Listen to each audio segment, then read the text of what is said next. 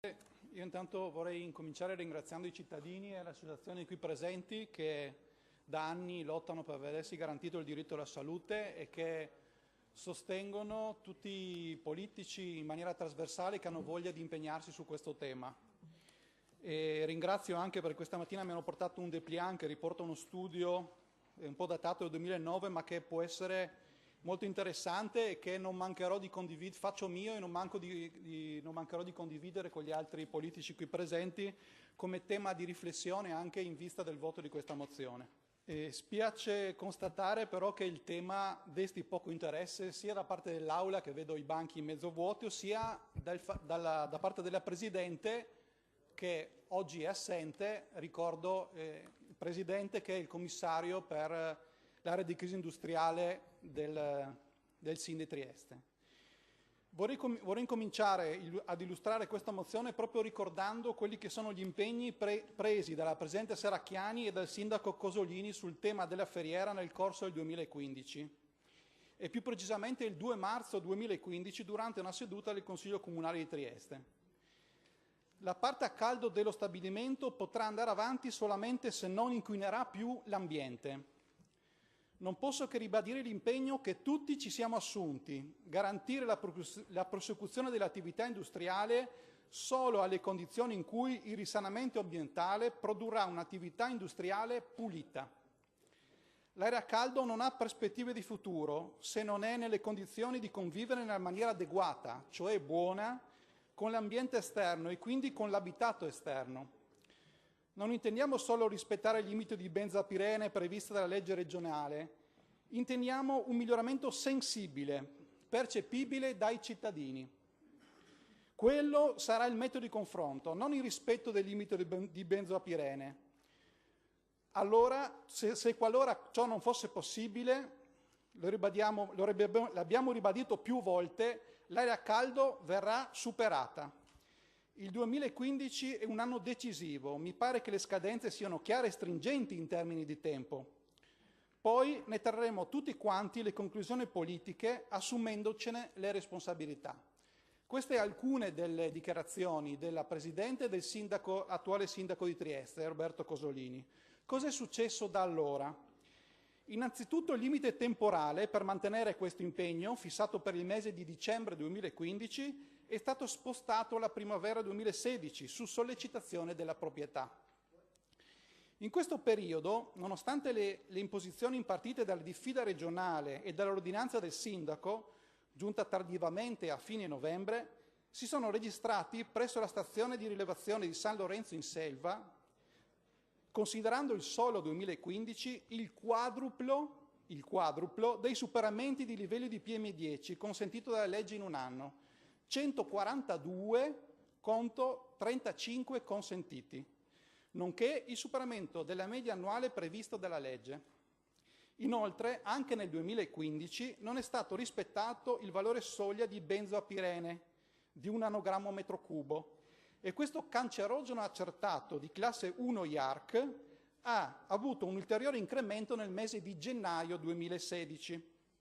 Ecco, nonostante tutti questi dati preoccupanti e dopo un lungo periodo in cui l'impianto ha continuato ad operare ad autorizzazione scaduta sulla base dell'autorizzazione precedente, il 27 gennaio 2016 è stata rilasciata a Siderurgica Triestina una nuova autorizzazione integrata ambientale di durata decennale per l'attività di produzione del coke, sintetizzazione di minerali metallici, produzione di ghisa e per la nuova attività di laminazione a freddo.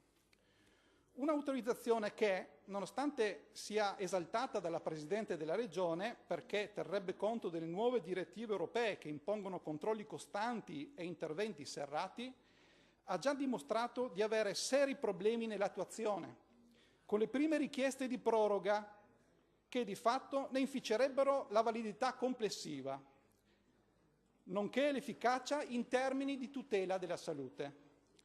Non si tratta di principi astratti. Attualmente le persone che abitano nelle aree limitrofe non dormono la notte perché lo stabilimento non sta rispettando i limiti di legge per l'impatto acustico e non sono stati ancora eseguiti gli interventi urgenti che dovevano essere attuati entro il 28 febbraio scorso. Bene ha fatto la Regione a diffidare Siderurgica Triestina in merito all'eliminazione dell'impatto acustico, ma attendiamo di vedere se vorrà conformarsi o meno alle indicazioni impartite dall'azienda sanitaria e dal Comune di Trieste, che chiedono di non concedere ulteriori proroghe, visto soprattutto le numerose segnalazioni da parte dei cittadini. Dal decreto di rinnovo dell'AIA emergono inoltre numerose carenze e criticità. Ne elenco solo alcune. Negli allegati non si fa alcuna menzione specifica in riferimento alle prescrizioni in caso di incidente rilevante, non vengono forniti sufficienti motivazioni per cui l'intervento non debba essere sottoposto a procedura di VIA, viene inoltre innalzato da 50 a 70 microgrammi metro cubo, come media sulle 24 ore, il valore limite per le PM10, che diventa valore obiettivo per la centralina di San Lorenzo in Selva, lo sottolineo, posto in un'area non industriale. Giova ricordare inoltre quanto riportato dall'azienda sanitaria nella valutazione di impatto sanitario.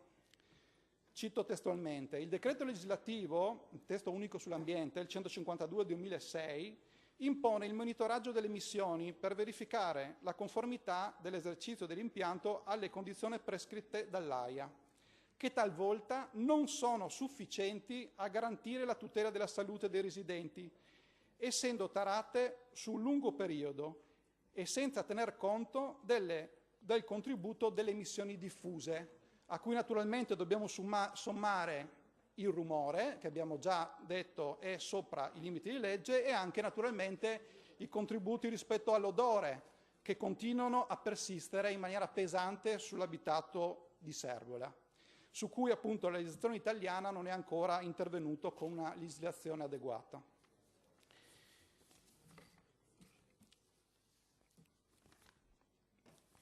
Cosa è successo dall'inizio dell'anno del 2016? Ecco, presso la stazione di San Lorenzo in Selva si sono già registrati 25 sforamenti del limite per la media giornaliera, nonostante tutti i lavori fatti, cioè il triplo di quelli registrati presso le altre centraline, poste più lontane dallo stabilimento, e ci stiamo avvicinando rapidamente al numero massimo di sforamenti consentito dalla legge, che è di 35 all'anno.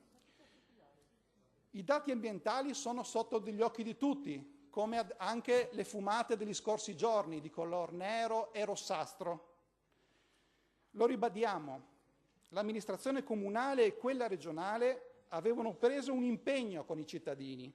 Se lo stabilimento siderurgico avesse continuato ad emettere agenti inquinanti in atmosfera, l'area a caldo sarebbe stata chiusa. Il 31 dicembre 2015 è passato, è arrivata anche la primavera. Noi chiediamo che questi impegni e quelle promesse vengano finalmente rispettate, ma lo chiedono soprattutto i cittadini di Trieste. Basti pensare alle 828 segnalazioni alla polizia locale nel corso del 2015 che evidenziano come l'impianto continua a non essere compatibile con un'area urbana e le oltre 5.000 persone che hanno partecipato alla manifestazione del 31 gennaio chiedendo la tutela della salute e un lavoro sano e dignitoso. Ci auguriamo che la nostra mozione venga accolta, che non si continui a promettere decisioni future, studi rigorosi, controlli e interventi rapidi, ma che si concordi da subito con la proprietà, nel rispetto degli attuali livelli occupazionali, un percorso per la chiusura progressiva dell'area a caldo, entro tempistiche certe, perché, come ripetiamo ormai da anni, solo così questo impianto siderurgico la smetterà finalmente di inquinare. Grazie.